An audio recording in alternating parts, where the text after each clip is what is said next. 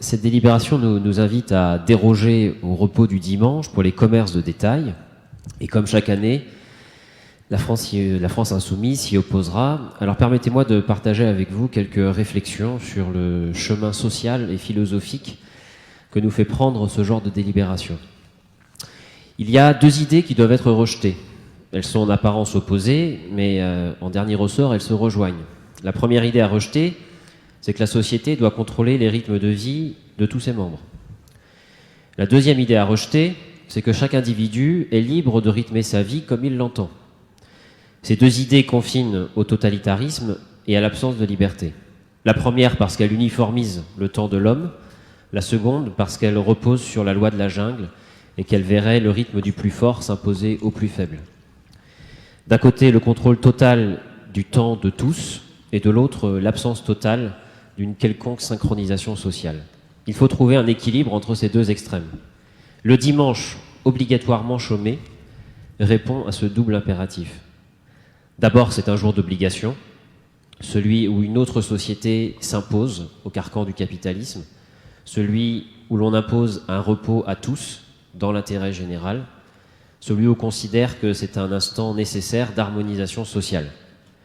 C'est une constante anthropologique, puisque les racines de tout cela sont aussi religieuses avec le fameux 7e jour.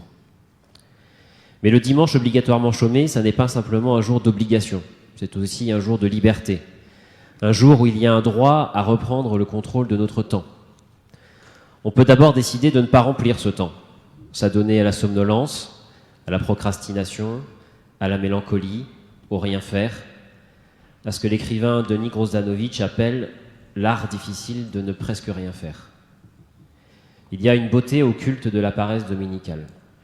Comment pourrait-on supprimer cette poétique de la grasse matinée qui abandonne au temps notre désir de vivre? On peut aussi, et au contraire, remplir ce temps, mais autrement que le reste de la semaine, avec de la culture, de l'amour, de la méditation, de la commensalité, pas de la consommation dans des magasins que l'on peut déjà fréquenter le reste de la semaine. La société de consommation nous enseigne que pour être heureux, il faut dépenser. L'indicateur du moral des ménages se mesure d'ailleurs à la capacité de consommer ou d'épargner des individus. Comment peut-on croire une telle sottise? Comment peut-on considérer que la société serait plus heureuse si nous accroîtrions la capacité à consommer davantage? Le temps du dimanche chômé, ce n'est pas le même temps que celui de la semaine. Nous avons besoin de différents modes de temps pour vivre. La semaine, c'est le temps accéléré, contraint, celui de la survie, du gagne-pain, du travail rythmé, organisé. Le temps du dimanche est un autre temps, un temps libre, hors de la société de l'accélération, qui permet d'être rempli par la distraction ou de ne pas être rempli. C'est un temps arrêté qui nous donne droit à une pause de l'existence. Le dimanche chômé, ce n'est pas qu'un jour. C'est un infini de temps qui est offert aux hommes, comme l'écrit Walter Benjamin. C'est aussi un temps de l'extraordinaire qui ouvre des brèches dans l'ordinaire de la semaine. Il permet à chacun de se créer des récits de vie qu'ensuite on peut raconter le reste de la semaine. En tout cas, c'est ce qui nous rend humains. Le dimanche sans travail, ça permet de récupérer, mais aussi de se récupérer.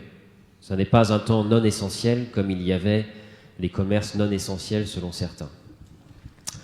En faisant le jour son tissage et en le défaisant le soir, Pénélope offrait du temps à Ulysse pour revenir chez lui et se retrouver pleinement. Ce soir, voter pour cette délibération, c'est défaire le tissage du temps social et nous n'aurons pas la possibilité de le reconstituer demain matin. C'est pourquoi, en conscience, le groupe de la France Insoumise votera contre.